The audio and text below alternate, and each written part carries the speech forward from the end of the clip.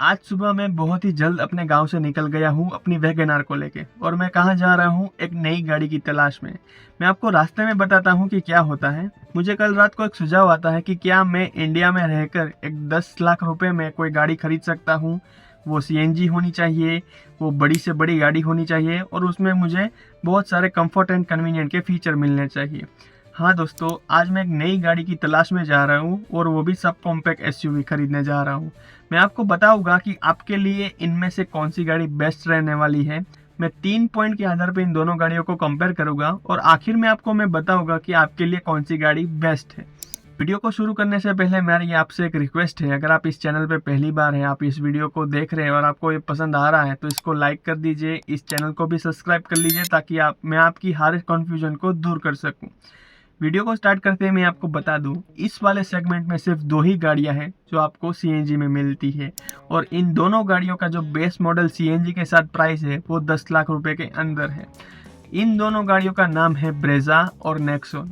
Nexon अपने build quality और safety के साथ जानी जाती है, जहां पर ब्रेजा जो है वो अपने ट्रस्ट और रिलायबिलिटी के लिए जानी जाती है। बट उनके अलावा भी कुछ मुद्दे ऐसे हैं जहां पर ये दोनों गाड़ियां एक दूसरे से बेहतर है। सबसे पहला हमारा मुद्दा होगा ड्राइविंग का। अब जो नेक्सॉन में आपको मिलेगा वो 1.2 लीटर का टर्बोचार्ज पेट्रोल इंजन मिलेगा और वो भी सीएनजी के साथ। ये सेगमेंट में ऐसी अकेली गाड़ी है, या फिर मैं ये भी कह सकता हूँ पूरे कार इंडस्ट्री में ऐसी अकेली गाड़ी है जो टर्बोचार्ज पेट्रोल इंजन के साथ सीएनजी प्रोवाइड करती है। ब्रेजा की अगर हम बात करें तो वो 1.5 लीटर नेचुरली एस्पिरेटेड इंजन के साथ आती है और सीएनजी के साथ आती है, जो कि काफ़ी कंफर्टेबल है उसके साथ। इन दोनों गाड़ियों को अगर हम एक साथ चलाते हैं तो आपको कोई भी फर्क नज़र नहीं आएगा, पर जब आप नेक्सॉन में बैठ के इसको एक्सेलेरेटर दबाएंगे ज़्यादा हार्डली तो आपको पता चलेगा कि भाई टर्बोचार्ज पेट्रोल इंजन होने की वजह से आपको एक अलग से पावर मिलती है और वो आपको सीट में पीछे धकेलती है, जिसे बोलते हैं जी फोर्स इफेक्ट। अब इससे क्या होता है कि आपको भाई एकदम से मज़ा आ जाता है कि भाई हमारी गाड़ी तो उड़ने लगी है और इसमें बहुत ही अच्छी पावर है। अब पर ये इफेक्ट कहाँ से आता है? टर्बो की वजह से। अगर हम ब्रेजा में बैठते हैं वो गाड़ी उतनी ही स्पीड से दौड़ती है और उतनी ही जान लगाती है, पर हालांकि उसमें कोई टर्बो नहीं है, उसकी वजह से यहाँ पर आपको कोई भी पावर फील नहीं होती है।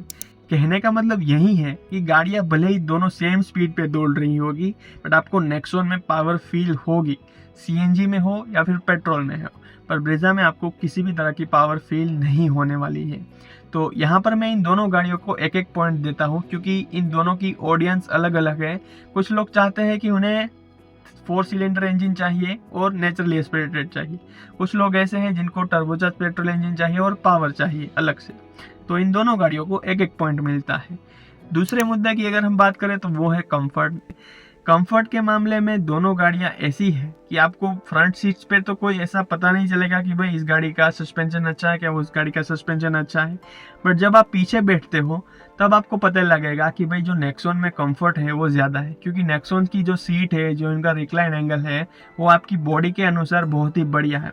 होता क्या है, मैं आपको ब्रेजा का एक एग्जांपल देता हूँ कि आप ब्रेजा में पीछे बैठे हैं और अचानक से अगर कोई आगे चलाने वाला बंदा एकदम से अचानक से ब्रेक लगा दे तो आप सीट से नीचे उतर जाओगे। इस वाले प्रॉब्लम के साथ बहुत सारे लोगों का कंप्लेंट इशू आता है ब्रेजा में कि ब्रेजा में पीछे या फिर मारुति की कोई भी गाड़ी में रियर जो सीट्स होती हैं उनमें इतना अच्छा कंफर्ट नहीं होता है। तो इस बात के आधार पर मैं यहाँ पर नेक्सॉन को 1 पॉइंट दे देता हूँ। तो अब नेक्सॉन के 2 पॉइंट हो गए हैं और ब्रेजा का सिर्फ 1 ही पॉइंट है। तीसरा मुद्दा यहाँ पर यह है कि बूट स्पेस। अगर आप फैमिली के साथ है, अपने रिश्तेदार के साथ अगर आप ट्रैवल करना चाहते हैं और आप अपनी गाड़ी में बूट स्पेस भी चाहते हैं तो नेक्सॉन में वो आपको मिल जाएगी, क्योंकि नेक्सॉन में 2 सिलेंडर टेक्नोलॉजी आती है जहाँ पर आपके दोनों सिलेंडर नीचे होते हैं और आपकी बूट स्पेस इतनी बच जाती है कि आपको एक प्रैक्टिकल बूट स्पेस मिल जाता है अपनी गाड़ी में। जब हम बात करते हैं ब्रेजा में तो ब्रेजा में एक बहुत ही बड़ा सिलेंडर होता है और वो डिक्की में लग जाता है, तो बूट स्पेस इतनी नहीं बचती कि भाई आप 4 लोग एक साथ ट्रैवल कर रहे हो तो चारों के बैग उसमें आ जाए।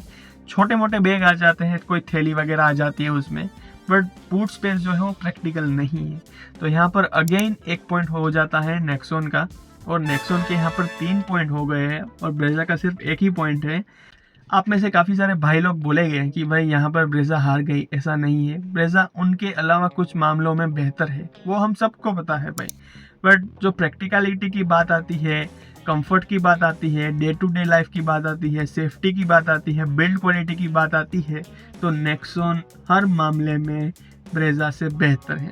जब बात आती है टाटा के सर्विस सेंटर के इशू के बारे में कि टाटा की सर्विस अच्छी नहीं होती, तो नेक्सॉन जो पेट्रोल वेरिएंट है और जो सीएनजी वेरिएंट है उसमें ऐसी कोई दिक्कतें आती ही नहीं है कि आपको बार बार सर्विस सेंटर के चक्कर लगाने पड़ेंगे। हो सकता है अगर आपके पास टाटा की गाड़ी है और आप टाटा की सर्विस से परेशान हैं तो वो सफारी में, हैरियर में या फिर कोई और गाड़ी में हो सकती है, बट नेक्सॉन की अभी तक की जितनी भी रिपोर्ट आई है वहाँ पर ये नहीं देखा गया है कि वो बार बार सर्विस सेंटर के चक्कर लगा रही है। अगर आप शहर में रहते हैं और आपको अच्छी गाड़ी चाहिए तो आप नेक्सॉन के ऊपर जा सकते हैं। अगर आप गांव में रहते हैं और मतलब आपसे सर्विस सेंटर बहुत ही दूर है जहां पर टाटा की जो सर्विस आपके लिए अवेलेबल नहीं हो पाती है, तो आपको ब्रेजा के ऊपर जाना चाहिए। क्योंकि होता क्या है, अगर मारुति की गाड़ी है तो कोई भी मैकेनिक उस गाड़ी की सर्विस कर देगा। टाटा की गाड़ियों के साथ क्या होता है कि कोई आम मैकेनिक उस गाड़ी को ठीक नहीं कर सकता या फिर उसकी सर्विसिंग नहीं कर पाता।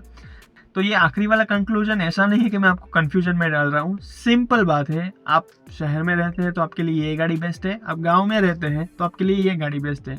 तो ये जो मेरी कंपैरिजन वीडियो है आपको कैसी लगी कमेंट बॉक्स में ज़रूर बताना। अगर आप ऐसी वीडियो और चाहते हैं तो भी हमें बताना। अगर आपको ये वीडियो पसंद आती है तो लाइक कर देना, हमारे चैनल को सब्सक्राइब कर देना। मिलते हैं नेक्स्ट वीडियो में, तब तक के लिए गुड डे टू यू। आपका दिन शुभ रहे, धन्यवाद।